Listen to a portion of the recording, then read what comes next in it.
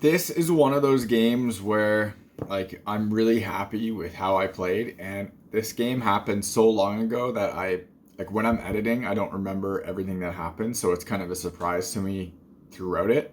And like in going into the third, I'm like, wow, did we really like just lose by a goal or two goals against like the best team in the league who just dominates us like play wise?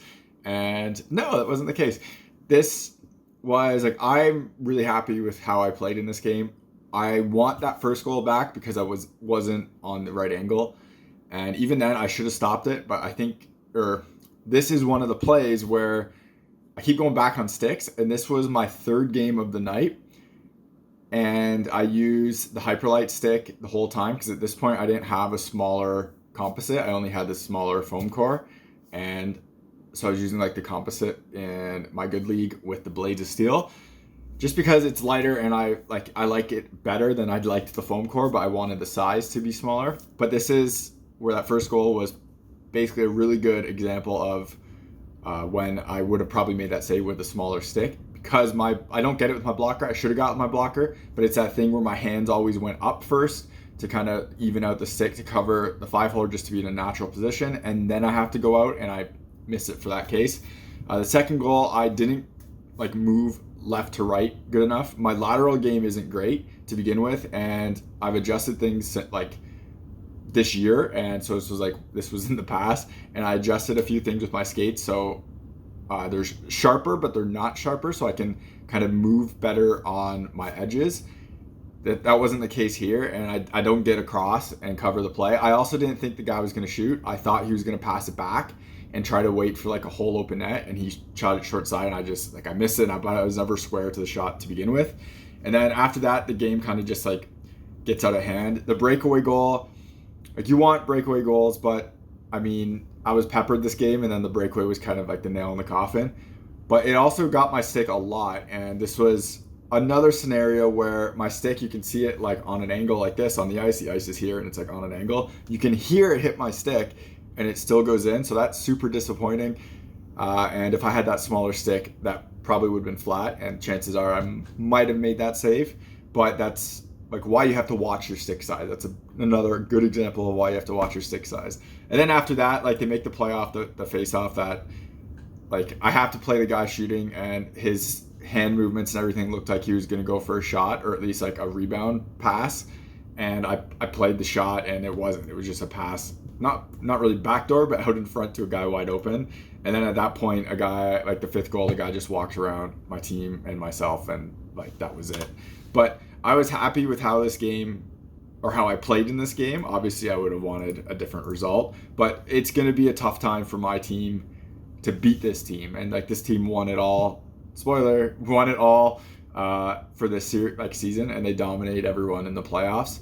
And it's just like what it is. So the fact that we held it in for 2 periods was a nice thing. Obviously, like I said, you'd prefer like you can make it last longer and you can keep it closer, but like I'm not disappointed with how I played in here or anything. So it was a fun game to watch. I think it was a fun game to edit, and it definitely felt good playing.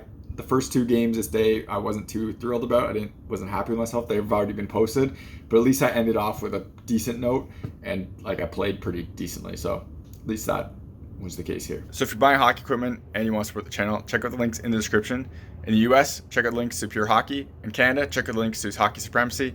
If you click those links and make a purchase, I get a kickback from the sale. So anything that comes back from that comes right back into the channel, so I can make more content and doing like real reviews and stuff. I got buy gear to do a lot of the tests for it, so that costs money, and it would be greatly appreciated. Otherwise, if you want to support the channel without buying anything, check out the links in the description to Patreon, buy me a coffee. Everything through there comes again back into the channel, so I can make more content and doing real reviews. Y'all ready